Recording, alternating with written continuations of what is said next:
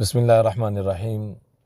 بڑے ہی دکھ کے ساتھ اس بات کو عرض کرنا پڑ رہا ہے کہ کرونا کی وجہ سے ہر دوسرا آدمی جو لوگوں کو دینے والا تھا آج بیچارہ لینے والا بنا ہوا ہے۔ اللہ تعالیٰ پوری امت کی حالت پر رحم فرمائے، اللہ تعالیٰ سب کے لیے آسانیاں فرمائے۔ اس دوران بقیہ چیزوں میں تو ظلم زیادتی جو ہو رہی ہے سو ہو رہی ہے۔ قرآن پاک میں ہمیں سبق ملتا ہے کہ جس نے ایک انسان کی جان بچائی گویا کہ اس نے پوری انسانیت کی جان بچائی۔ من احیاھا فکأنما احیا الناس جمیعا۔ اور خون کی جب باری آتی ہے، خون دینا لینا، تو شریعت میں اس کا ویسے ہی حکم ہے کہ اس کا کوئی معاوضہ نہ لیا جائے، چاہے کہ آج پلازما کی صورت میں بلیک کے اوپر اور لاکھوں روپے اس میں کمائے جا رہے ہیں۔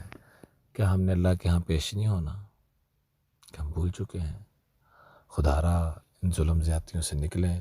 بخاری کی روایت ہے کہ اللہ جل جلالہ تمام گناہوں کی سزا جزا، تمام اعمال کی جزا سزا آخرت میں ملے گی، لیکن دو چیزیں، ظلم اور رشتہ داروں سے قطع تعلقی، یہ دو چیزوں کی سزا دنیا میں اللہ تعالیٰ اس کا ضرور بدلہ عطا فرماتے ہیں۔ ما من ذنب اجدر ان یعجل لصاحبہ العقوبہ مع ما یدخر له من البغی وقطیعۃ الرحم۔ اللہ تعالیٰ ہم سب کو ظلم زیادتیوں سے بچنے کی توفیق عطا فرمائے اور ہر موقع پہ دوسروں کا احساس کرنے والا بنائے۔